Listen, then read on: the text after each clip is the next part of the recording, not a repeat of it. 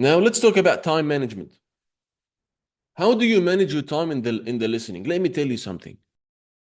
Sometimes, even if you bring Barack Obama to the exam, if he doesn't know how to manage his time in the exam, he's not going to get a 9.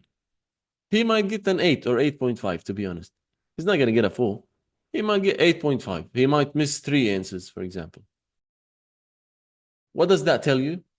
That without time management skills, even if you're Barack Obama, you're not going to get all the answers correct. Time management. How do you manage your time in the listening exam? Every single point I will say here is important. So pay attention. Wake up. The recording that you're going to listen to is roughly 30 minutes. 30, roughly. When they give you the examination booklet where the questions are, you should check the questions before the recording starts. And also highlight the important words. Because once the recording starts, it's very difficult to read while you are listening. Now pay attention.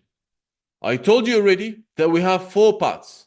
For each part, there will be 3 pauses.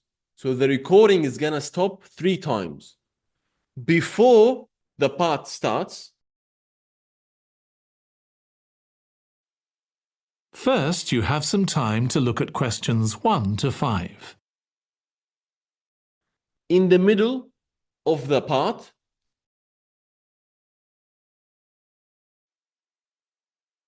before you hear the rest of the conversation, you have some time to look at questions 6 to 10. And at the end of the part. That is the end of part 1. You now have 1 minute to check your answers to part 1. So the recording is going to stop 3 times for each part or for each section of the exam. This applies to part 1, part 2, part 3. In part 4, there will be no pauses in the middle of the part. So they will play the recording from question number 31 all the way to question number 40 with no pauses.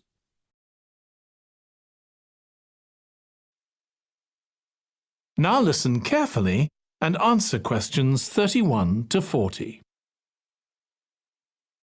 And this is important for someone who's never taken the exam before, because you might expect a pause. So do not expect a pause in part 4. After you finish questions from 1 to 10, the recording is going to say this. That is the end of part 1. You now have 1 minute to check your answers to part 1. So they will give you time to check your answers for the previous part. Never, ever check your answers during this time. This is a trap. Pay attention, this is important. So you never check your answers when they tell you to check your answers. It's a trick. You only check your answers at the end of the exam, not in these pauses. You should use this time to read the following questions for the coming parts. Always use the time they give you to check the answers, not to check the answers, but to check the questions for the following parts. Why? Because you will have not enough time to check the questions for the following parts. Only check your answers at the end of the 30 minutes, at the end of part 4. Why? Because they will give you 10 minutes, 10 full minutes to transfer your answers from the booklet where the questions are to an answer sheet. Use this time to check your answers. This is if you're doing the paper-based exam. If you're doing the computer-delivered exam, they'll give you 2 minutes only. Focus. 2 minutes. Why? Because there is no answer sheet. The answers are already on the computer. But you can obviously use the 2 minutes to check your answers. You might be asking me, how is this related to the photo? So if you're born in the 90s or 80s or 70s, this is called the cassette. So when you take the tape out of the cassette, it's very hard to put it back. Yeah? Very similar to the listening exam. In the listening exam, when you pull the tape out of the cassette, you're not going to listen again because the recording is played once.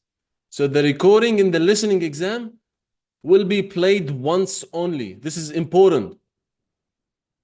You will not hear the recording twice. In other words, if you snooze, you lose. You're only going to hear the recording once. Remember the cassette.